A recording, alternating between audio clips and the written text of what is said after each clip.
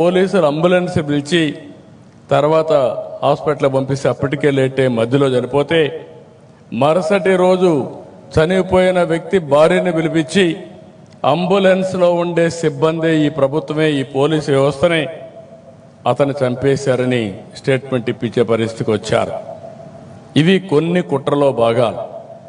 ఇలాంటి చాలా సంఘటనలు చూశాను. మొన్ననే కల్తీ మద్యం వచ్చింది.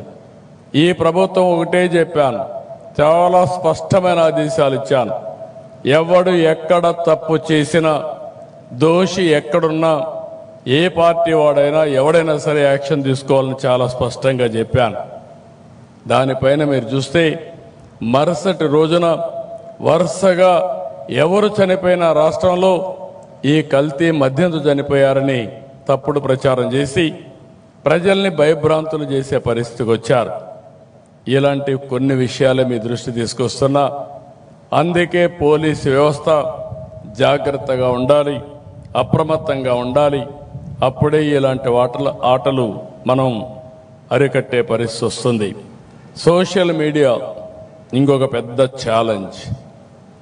ఒకప్పుడు ప్రింట్ మీడియానే ఉండేది, అంత మునుపైతే ఆల్ ఇండియా రేడియోనే ఉండేది. తర్వాత ప్రింట్ మీడియా వచ్చింది, తర్వాత ఎలక్ట్రానిక్ మీడియా వచ్చింది, ఈరోజు సోషల్ మీడియా వచ్చింది.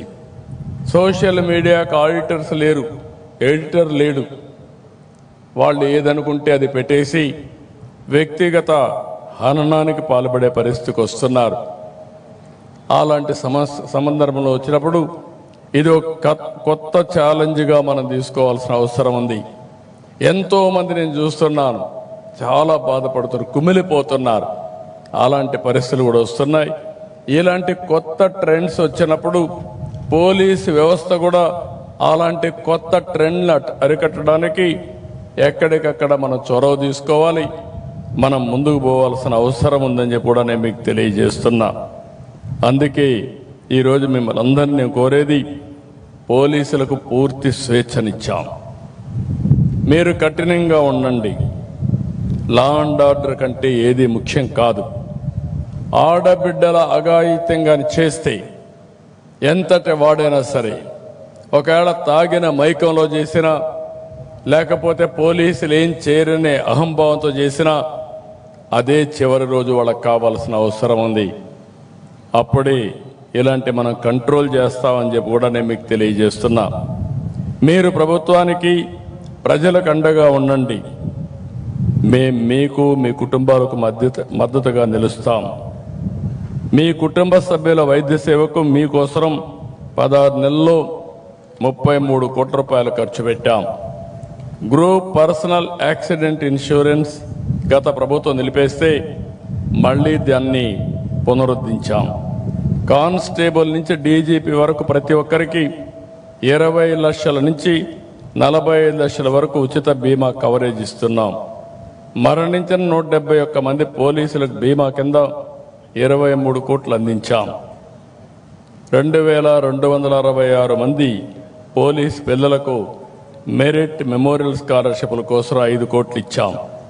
రాష్ట్రంలోని 22 పోలీస్ క్యాంటీన్లకు 4,70,00,000 రూపాయలు మంజూరు చేశాం. గత ఏడాదిగా ట్రావెల్ అలయన్స్ కానీ, surrender leaves, additional surrender leaves, ఇంకా ఇతర బిల్లులు చెల్లించేందుకు 320 కోట్లు కేటాయించాం.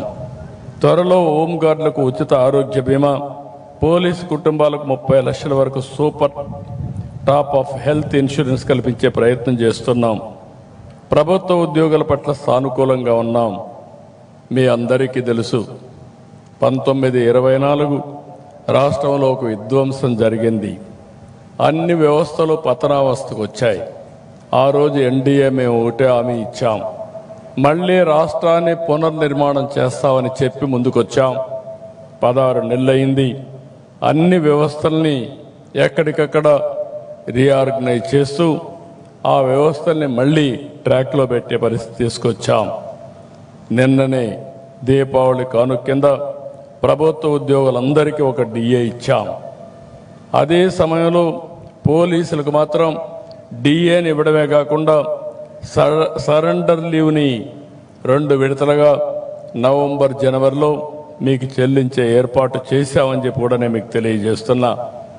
పోలీస్ వ్యవస్థను అన్ని విధాలా బలోపేతం చేస్తాం. 6100 మంది కానిస్టేబుల్ నియామకం చేశాం. త్వరలోనే వారంతా నిధుల్లో చేరతారు. ఇంకొక పక్కన శాఖాపరమైనటువంటి పదోన్నతులు సకాలంలో వచ్చేలా అన్ని చర్యలు తీసుకుంటాం. ఇంకొక విషయం మీ అందరికీ ఫైనల్గా విజ్ఞప్తి చేస్తున్నా. మీ సంక్షేమం, మీ భద్రత చూసుకునే బాధ్యత ప్రభుత్వానికి. కానీ ఈరోజు రాష్ట్రంలో అన్ని వర్గాలు బాగుండాలంటే